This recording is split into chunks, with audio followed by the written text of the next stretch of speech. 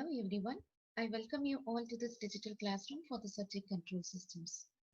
In the previous lecture, we solved few problems related to the construction of root locus. And today, let us solve few more problems related to the construction of root locus. You can take down this question.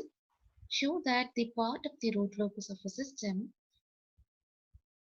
with g of s into h of s given by k into s plus 3 divided by s plus 1 into s plus 2 is a circle having center minus 3, 0 and radius at square root of 2 using both graphical method and analytical method. It's a different type of problem in which you are given with g of s into h of s. We have to prove that the part of the root locus is a circle having center at minus 3, 0 and radius at root 2. That is, the part of the root locus forms a circle having the center at, this is the exact center region, and this center is given as minus 3, 0. This is what we have to prove. And the radius of the circle, we have to prove it as square root of 2. This is what you have to prove for.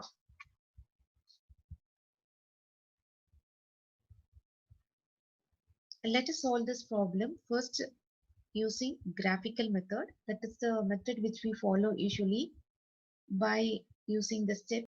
We know that the root locus is always symmetrical about the real axis. The first step is to get the general information about the number of open loop poles, zeros and the number of branches from the given g of s into h of s. So let us find the number of poles and zeros with respect to the given g of s. The number of poles here is 2. One at s is equal to minus 1 and the other at s is equal to minus 2. And we have 1 0 at s is equal to minus 3. Therefore, number of poles p equal to 2 and number of zeros z is equal to 1. And we know that as p greater than z, the number of root locus branches n will be equal to p. That is, the number of branches will be equal to 2 in this case. And we know that the root locus start from an open loop pole when k equal to 0 and it terminate at a open loop 0 when k reaches infinity. As we have 1 0 in this example, one of the pole out of the two poles at minus 1 and minus 2 will be terminating to a 0 which is located at minus 3 when k reaches infinity, and the remaining p minus z branches, that is, we have p as 2 and z as 1, so 2 minus 1, that is 1. The rest of the 1 branch will be terminating to infinity. So that is what given clearly here, that is p minus z, that is 2 minus 1, which is 1 branch approaching to infinity. Hence now we can write the starting point to be as s is equal to minus 2 and minus 1 when k is equal to 0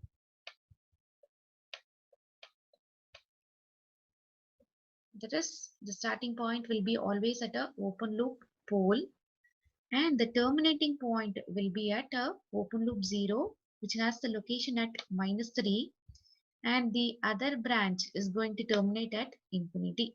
So it has been specified as infinity.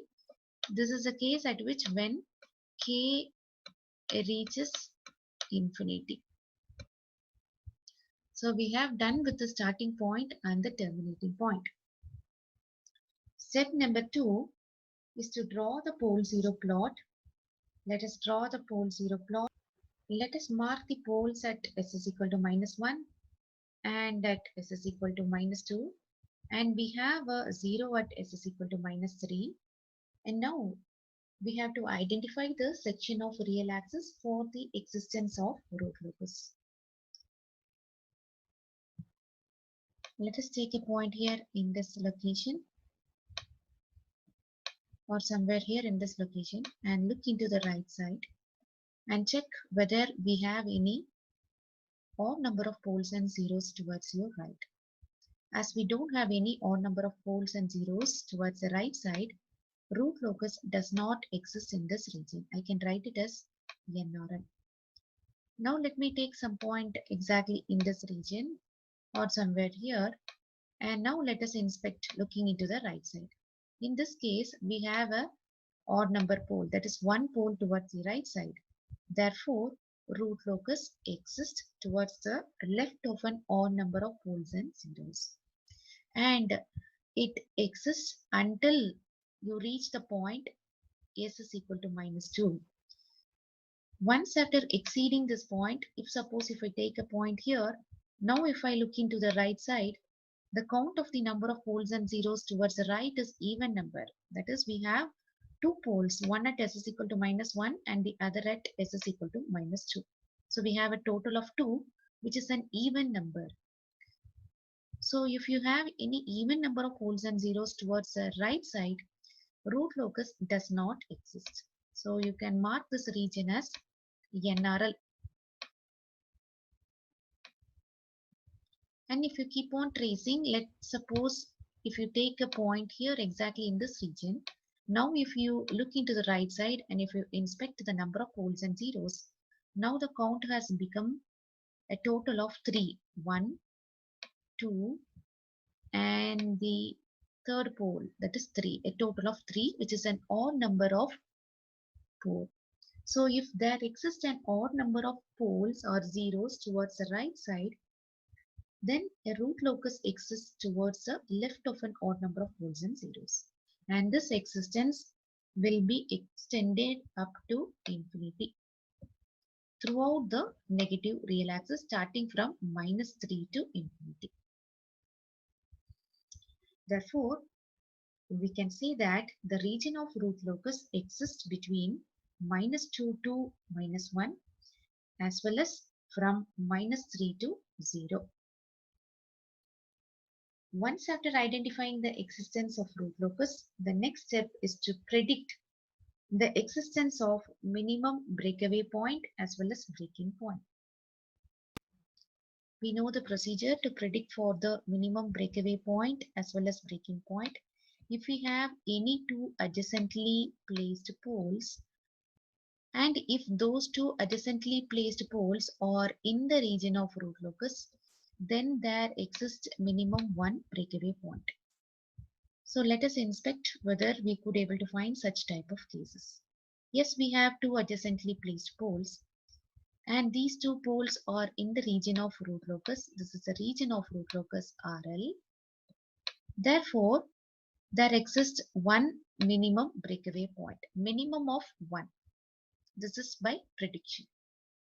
Also, to predict for breaking point, if we have two adjacently placed zeros or a 0, and towards the left of that 0 if there is no poles and zeros, which means 0 and it is tending to reach infinity. These are the two special cases. And it should be in the region of root locus. Then there exists minimum one break-in point. Let us check for whether do we have any such type of cases in our example. Out of these two, whether you could able to find any type of cases here in our example. Yes, we have a 0 here, and towards the left of that 0 there is no poles and zeros in this example, and towards the left there exists a region of root locus. Yes, there exists a region of root locus starting from -3 to infinity. Therefore, it is very clear that by prediction there exists minimum one break-in point. So here in somewhere in this location there exists a break-in point, and in between -2 and -1 there exists one breakaway point. So you can write it as one breakaway point exists between -1 and -2, while the other, that is the break-in point, exists between -3. You can write it as exists to the left of -3 or from -3 to infinity. Moving on to the next step. Step number 3 is to calculate the angle of asymptotes as well as the centroid. We know the formula to calculate the angle of asymptotes, which is given by theta equal to 2q plus 1 into 180 degree divided by p minus z. Given p is equal to 2 and number of zeros is 1 in this case. So 2 minus 1 minus 1, that is 2 minus 2, it becomes 0. So you have only one asymptote here. As we have predicted already that we have p minus z number of asymptotes usually. So p is 2 here and z is 1. So it is very clear that we have only one asymptote. Already it has been predicted. Now it has been proved using this range of q that we have only one angle of asymptotes. Let us substitute for q is equal to 0 here. Therefore, 180 degree divided by 2 minus 1. Therefore, in this case, theta 1 will be equal to 180 degree. Next step is to calculate the centroid. As we have only one asymptote at an angle of 180 degree, it is not necessary to determine the centroid. We can directly sketch for step 3 and step 4. Hence, it is very clear that the branch which is approaching to infinity along the negative real axis, as it is 180 degree, this branch is going to approach infinity along the negative real axis. So we have the plots and the region of root locus as well as the existence of breakaway and break-in point. In addition to that, we have represented the angle of asymptotes exactly at 180 degree. This is the addition which has been included here. As it is only one angle, calculation of centroid is not necessary, remember. It is very clear that the root locus branch approaches to infinity along the negative real axis. It will be moving only along the negative real axis. Moving on to the next step, we have to calculate the breakaway point. We know the procedure to calculate the breakaway point. The first step is to write the characteristic equation, which is given by 1 plus g of s into h of s equal to 0. You are given with g of s as k into s plus 3 divided by s plus 1 into s plus 2. Now substituting in the characteristic equation, we get 1 plus k into s plus 3 divided by s plus 1 into s plus 2. Further simplification, we get s plus 1 into s plus 2 plus k into s plus 3, which is equal to 0. If you simplify further, we get the expression as s square plus 2s plus s plus 2 plus k into s plus 3, which is equal to 0. Finally, now we know that we have to represent k in terms of the s terms. Therefore, let us take the s terms towards the right side. K into s plus 1 will be equal to minus s square minus 2s minus s minus 2.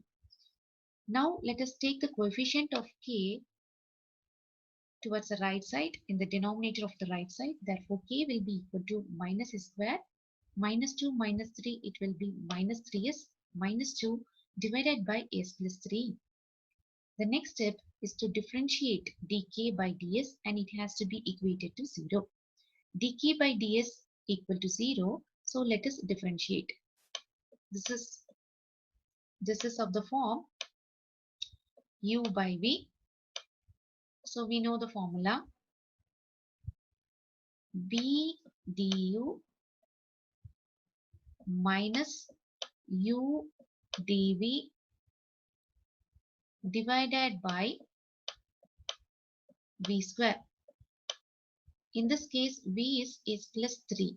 So v square is s plus 3, the whole square in the denominator.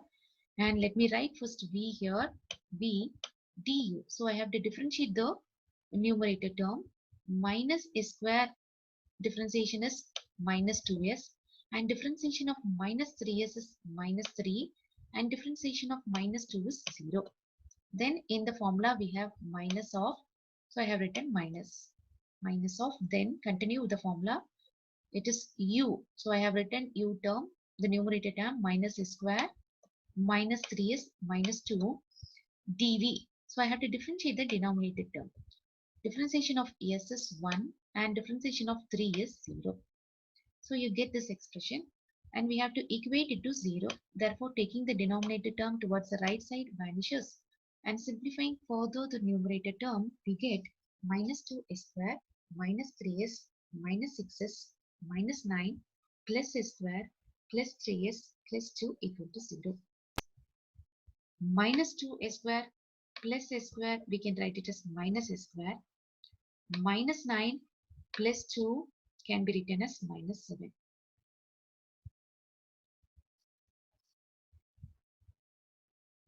Minus 3s minus 6s plus 3s. So plus 3s and minus 3s will get cancelled out. You will get minus 6s. Finally, we get the expression as minus s square minus 6s minus 7 equal to 0. We can write it as s square plus 6s plus 7 equal to 0. Based on the highest power of s, we get the number of roots. As the highest power is 2 here, you will be getting 2 roots, simplifying and solving this equation. Solving this equation, we get 2 roots. One at s is equal to minus 1.586 and the other at minus 4.414. Now we have to check for the validity of these breakaway and break-in points. Let us check for validity. We have the location of poles and zeros here and the region of root locus. Now I have marked for the breakaway and break-in point, which is located one at minus 1.586 and the other at minus 4.414. We predicted that there exists a minimum one breakaway point between minus 2 and minus 1. And now the location is exactly minus 1.586 and it is a valid breakaway point. Also, we predicted that there exists minimum one breaking point from minus 3 to infinity. As the root which we have obtained is at minus 4.414, it is located in this region as we have predicted. Hence, this is also a valid breaking point. As predicted already, now we have checked for validity and both the breakaway and breaking points as found in the valid places. Hence, it is a valid breakaway and breaking point. Moving on to the next step is to calculate the intersection of the root locus with the imaginary axis. From the plot, based upon the location of asymptote exactly at 180 degree, we have confirmed already that the root locus is going to move only along the negative real axis. Therefore, based on the prediction, it is very clear that none of the branches of root locus is going to emerge in this direction and it is not going to intersect on the imaginary axis. There is no possibilities of these branches emerging out and moving into the complex plane and getting diverted to the imaginary axis and intersecting on the imaginary axis and exceeding to the right half of the S-plane. There is no such type of possibilities because the reason is we don't have any asymptotes which is going to guide these branches towards the right side to make them to reach or intersect on the imaginary axis and make them to move towards the right half of the S-plane. This is based on the prediction. Now let us justify that there is no intersection of the root locus with the imaginary axis by solving steps number 6. We know the procedure. The first step is to write the characteristic equation. As we know the characteristic equation, just now we have found it from step 5. We can write it directly. S square plus 2s plus s plus 2 plus k into s plus 3 equal to 0. This is what we have obtained from the previous step. Remember, in root locus, we have told already that we have to write the s term starting from the higher order, reaching the constant term, that is the coefficient of s to the power 0. So simplifying this further, it is of the form s square plus s into 3 plus k plus 3k plus 2. This is the constant term. Now let us generate the root array. First write the s terms, s square, s to the power 1 and s to the power 0. And we know to fill up the first two rows, taking the coefficient of s square is 1 here.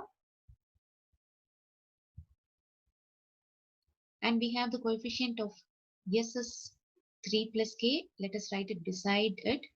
And the constant is 3k plus 2. And remaining terms we can make it as 0. To fill up the s to the power 0 row, we have to make use of the formula 3 plus k into 3k plus 2 minus 1 into 0 divided by 3 plus k. Therefore, we get 3k plus 2. Now, if you equate the first element of s to the power 1 row equal to 0, 3 plus k equal to 0. Therefore, k will be equal to minus 3. If you equate it to 0, whatever value you get for k, that will be represented as k margin. As the marginal value of k is negative, there is no intersection of the root locus with the imaginary axis, which means that the entire root locus lies in the left half of the S-plane.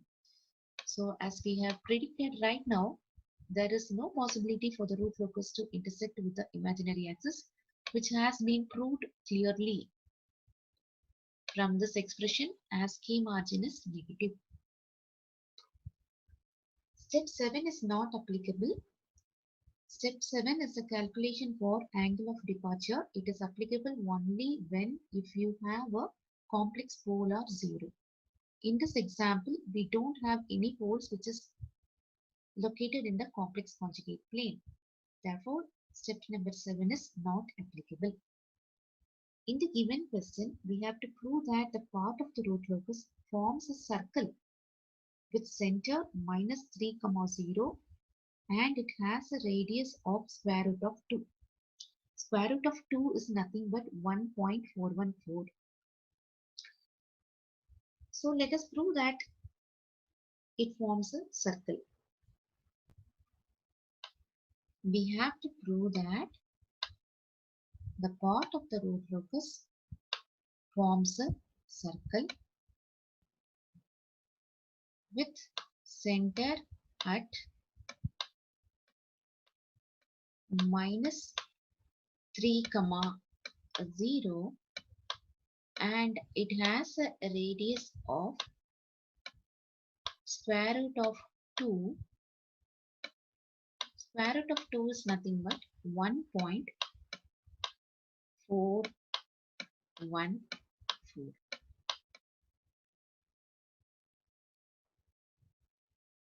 As we know that the branches will try to emerge from the breakaway point, and as the angle of asymptote is at 180 degree, it tries to follow the path of the angle of asymptote at 180 degree. And as we have a break-in point, these branches will try to move from complex plane and try to reach the real axis. Similarly, the other branch also try to emerge from the real axis and enter into the complex plane and follow the path of asymptote at 180 degree. This is the path of the asymptote at 180 degree.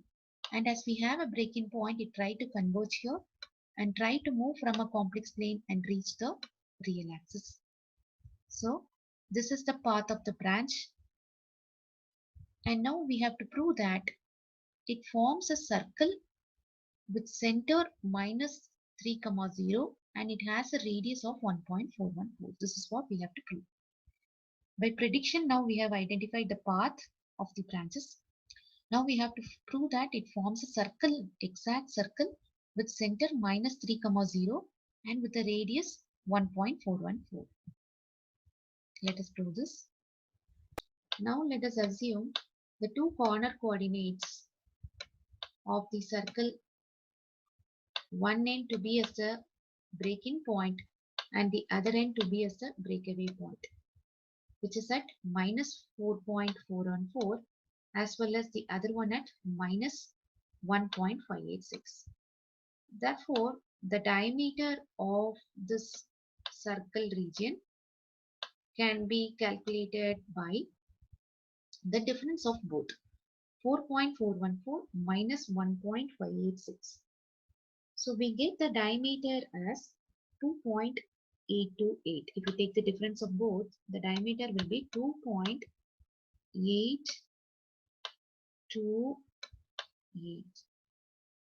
Therefore, the radius of the circle can be given by 2. This is the diameter of the circle. And the radius of the circle can be given by 2.828 divided by 2. Therefore, we get 1.414 as the radius of the circle. Now, this is going to be the radius of the circle. 1.414 is nothing but square root of 2, and this is what specified in the question. Now, to identify the center of the circle, as this is the corner coordinate minus 1.586 and 1.414 is the radius, let us add 1.586 with 1.414. If you sum of both, we get the center exactly at 2.9, that is almost 3. So the center of the circle is exactly 3. So we have clearly identified the center of the circle as well as the radius of the circle. Now let me take the compass, and with minus 3 as center and with 1.414 as the radius, let us draw a circle. Minus 3, let me take it as center, and this coordinate breakaway and breaking point, let us represent a circle. We join this, yes, it's exactly forms a circle. Hence, as specified in the question, it is proved that the part of the root locus forms a circle with center minus 3, 0 and with the radius 1.414. In few of the question paper, they will not be specifying the center as well as the radius. So in that case, making use of these coordinate breakaway and break-in, as I told you right now, first calculate the diameter, find the radius. Then to calculate the center, you add up the corner coordinate with the radius which we have found right now. If you sum of both, you can identify the center of the circle. Then you can draw the circle making use of the compass. Step number 8, we have to plot the complete root locus. That is a final sketch with the direction of the root movements as k increases from 0 to infinity. So it is shown here, the location of poles and zeros, the breakaway and break-in point. We have the exact location of it. And now let us mark the complete sketch. It exactly forms a circle and the movement of the branches has been shown in the arrow mark. It's very clearly shown here. Step number 9, we have to determine the range of k and speak about stability. For 0 less than or equal to k less than or equal to infinity, the system is stable. Now let us compare the plot which we have obtained making use of graphical method with the MATLAB output. We have two poles, one located at -1, the other at -2, and 1, 0 at -3. Therefore, we have already predicted that one of the pole will be terminating at a 0. Out of p poles, the open loop pole will be terminating at a open loop zeros starting from k equal to 0, and finally the terminating point will be at a 0 when k reaches infinity. Therefore, one of the pole will be terminating to a 0. Therefore, let us look into the movement of the pole at x is equal to -1. When k starts increasing, it starts keep on increasing, reaches the breakaway point, emerges from the breakaway point, enters into the complex plane, and then from the complex plane it is reaching the real axis at the breaking point, and then it moves into the negative real axis reaching infinity. This is the movement of the pole at s is equal to -1. It has been shown clearly here in green color line with the MATLAB output. It reaches infinity and it is moving in the negative real axis. That is, as stated before, p minus z branches will be terminating to infinity. As p is 2 in this case and z is 1, so 2 minus 1 is one branch which is terminating to infinity. That is the branch b1 for a pole which is located at s is equal to -1 is reaching infinity. And on the other side, one of the pole has to terminate to a 0, right? So a pole which is located at -2 when k is equal to 0, when k increases, the movement of these poles can be shown here in the form of the branches b2. It reaches the breakaway point at a particular value of k at which multiple pole occurs and then breaks away, enters the complex plane. Finally, it breaks in at -4.414 and it enters from the complex plane into the real axis, and finally it reaches the 0. And we have not yet completed with this problem. In the question, it has been asked to find the part of the root locus forms a circle making use of the graphical method and the analytical method. So let us continue this problem and let us try to solve this making use of the analytical method. And let us prove that it forms a circle. Justifying the equation of the circle, you can take down the question. Show that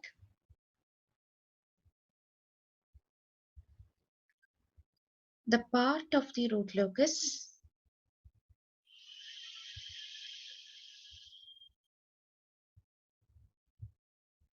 for the system given below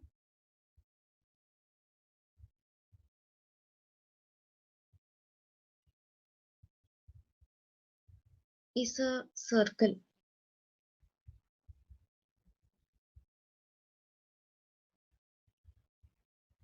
So for a given g of s, you have to prove that the part of the root locus is a circle. You are given with the open loop transfer function g of s is equal to k into s plus 3 divided by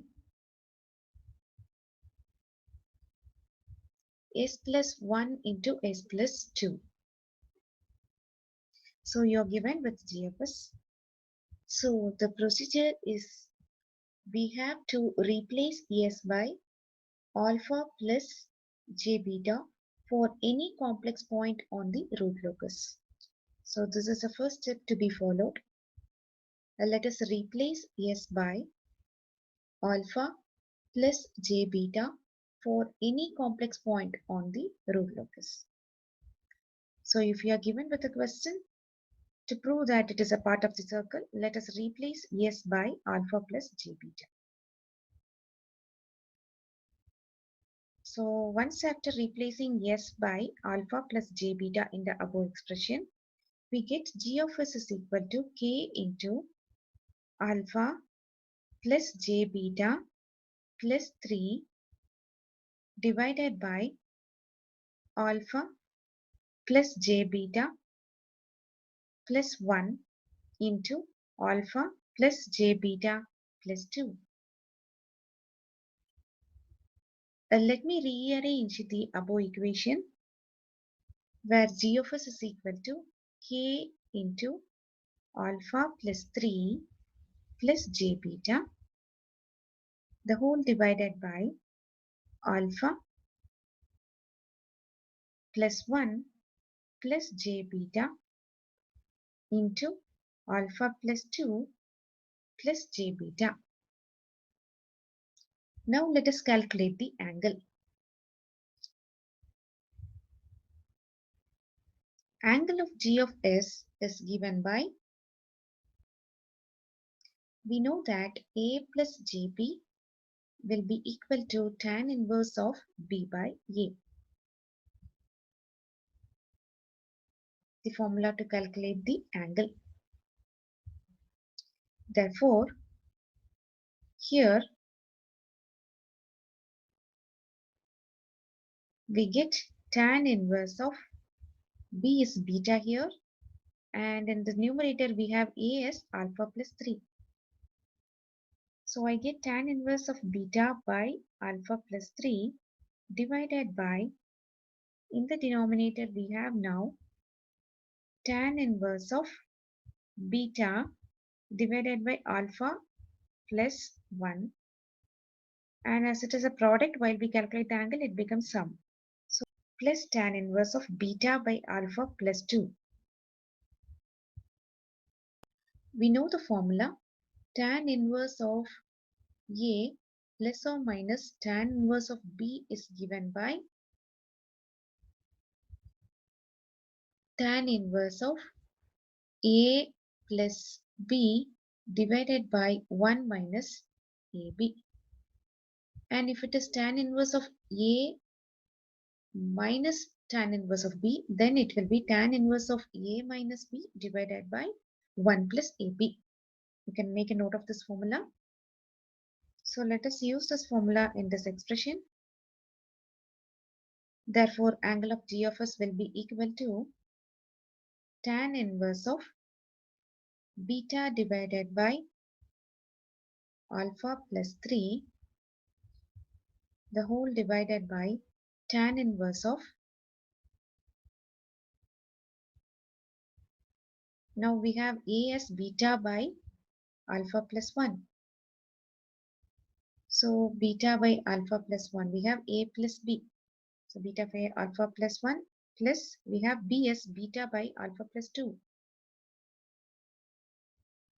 divided by 1 minus ab. Therefore, we can write it as 1 minus a here is beta by alpha plus 1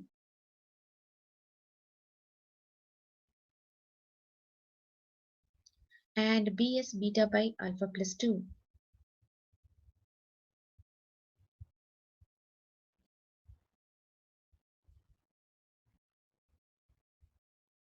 Further simplifying the above expression, I get tan inverse of beta divided by alpha plus 3 the whole divided by tan inverse of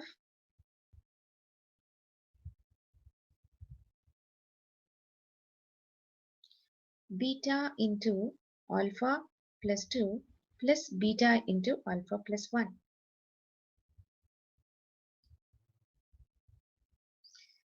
After simplification, it will be beta into alpha plus 2 plus beta into alpha plus 1 the whole divided by alpha plus 1 into alpha plus 2. Similarly, the denominator term for the simplification we get alpha plus 1 into alpha plus 2 minus beta square divided by alpha plus 1 into alpha plus 2. So here alpha plus 1 into alpha plus 2 will get cancelled out. So for the simplification, the previous expression can be written as tan inverse of beta by alpha plus 3 minus, I've taken the denominator term to the numerator, so it is minus of tan inverse of beta into 2 alpha plus 3 divided by alpha plus 1 into alpha plus 2 minus beta square. So now this expression is of the form tan inverse of A minus tan inverse of B. So we know the formula for tan inverse of A minus B is given by tan inverse of A minus B. So beta divided by alpha plus 3 minus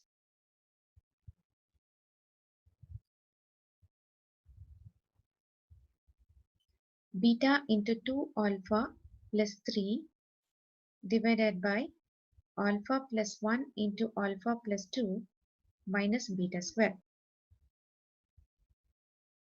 divided by 1 plus AB. So 1 plus AB, where A is equal to beta by alpha plus 3 and B is equal to beta into 2 alpha plus 3 divided by alpha plus 1 into alpha plus 2 minus beta square. We know that the angle condition is given by angle of g of s into h of s from the characteristic equation,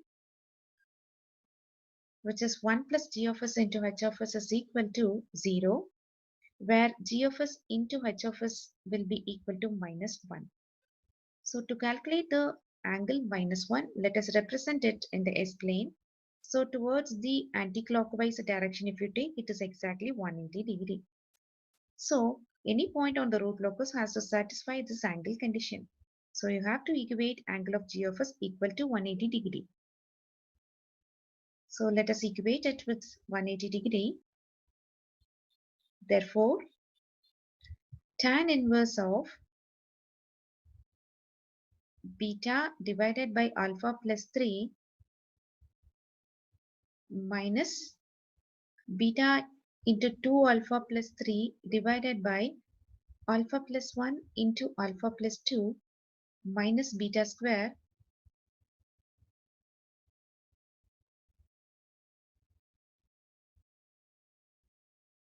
is equal to 180 degree.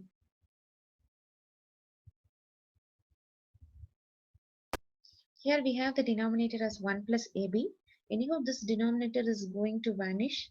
I will tell you how does it happens. The reason is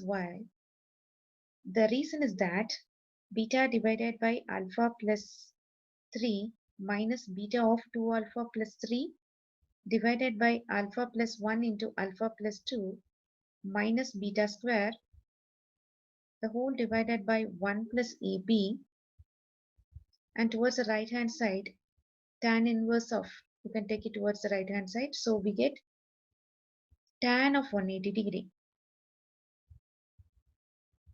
and we know that tan of 180 degree will be equal to 0. So it is sure that the denominator term, if you take it towards the, so if you take the denominator term towards the right side, it vanishes. And that's the and for the simplification for the numerator term, again the denominator of this numerator will vanish as we take it to the right side once again. So let us cross multiply and write the expression as beta into alpha plus 1 into alpha plus 2 minus beta square minus beta into 2 alpha plus 3 into alpha plus 2, the whole divided by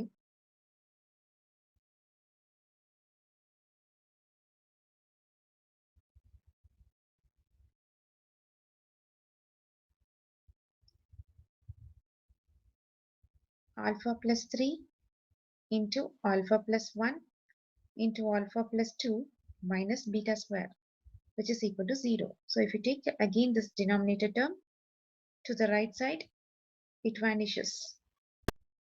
Also from the numerator, you can take beta as common, and if you take it to the right side, it also vanishes. Therefore, we get the expression as alpha plus 1 into alpha plus 2 minus beta square minus of 2 alpha plus 3 into alpha plus 3, which is equal to 0. So let us simplify this expression. For this simplification, the above expression will be alpha square plus 2 alpha plus 2 minus beta square minus of 2 alpha square plus 6 alpha plus 3 alpha plus 9 equal to 0. Let us continue simplifying with this expression. Alpha square plus 3 alpha plus 2 minus beta square minus 2 alpha square minus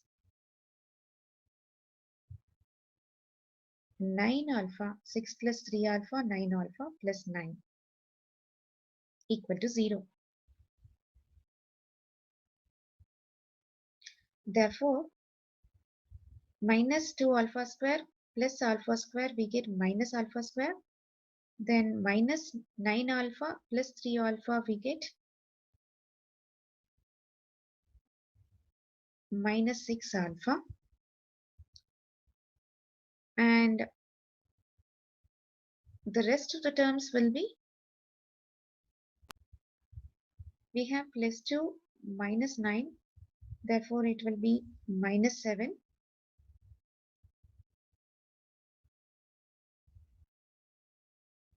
minus beta square equal to 0.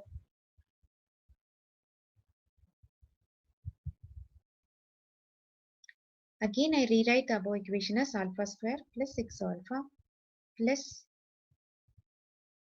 7 plus beta square equal to 0. Now we have to prove that the obtained expression should be representing the equation of a circle. If it is representing the equation of the circle, then you can say that the part of the root locus forms a circle. With respect to this expression, it is of the form alpha square plus 2 into 3 alpha. I write 6 alpha as 2 into 3 alpha. So it is of the form a square plus 2ab plus b square. So b is nothing but 3. So it is of the form alpha square plus 2 into 3 alpha plus 3 square, where b is equal to 3. So I can write this expression as alpha plus 3 the whole square, provided if I have the term 9 in the above expression. Therefore, let me add and subtract by 9 in the above expression to represent in terms of alpha plus 3 the whole square. So let us add and subtract by 9 in the above expression to represent in terms of a square plus 2ab plus b square. That is of the form alpha plus 3 the whole square. Let me add and subtract by 3 in the above expression. Therefore, alpha square plus 2 into 3 alpha plus 7. We have to add plus 9 and minus 9. So plus 9 minus 9 plus beta square equal to 0. Therefore, we can write the above expression as alpha square plus 2 into 3 alpha plus 9 can be written as alpha plus 3 the whole square minus 2 plus 7 minus 9. Therefore, it will be minus 2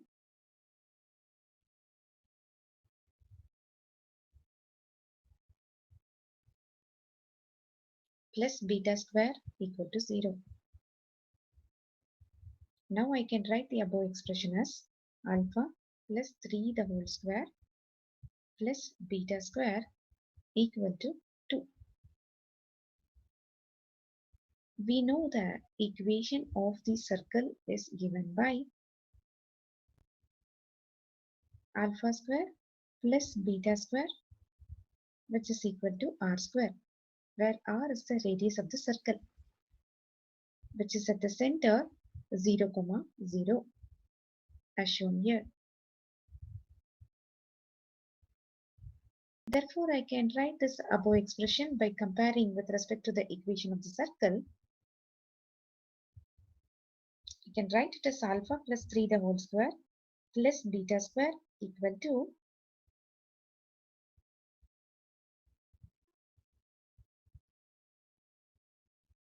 square root of 2 the whole square. Square root of 2 the whole square is nothing but 2. To represent in the form of equation of the circle, I have written it as square root of 2 the whole square. So it will be of the form r square, which is resembling the equation of the circle. Now here r is equal to square root of 2. And if you compare this equation with the equation of the circle which is at a origin 0, 0 has been shifted to the center minus 3, 0. That is the circle at the origin 0, 0 in this case has been shifted to the location in the x-axis at minus 3. The coordinates is given by minus 3, 0, and this circle has a radius of square root of 2. The radius of the circle will be square root of 2. Hence the proof. So this equation resembles the equation of the circle. Finally, we have done with this problem making use of graphical method as well as analytical method, and we have proved that part of the root locus forms a circle with center at minus 3, 0 and with a radius of 1.41. In the next lecture, let us solve few more problems related to the construction of root locus. Thank you.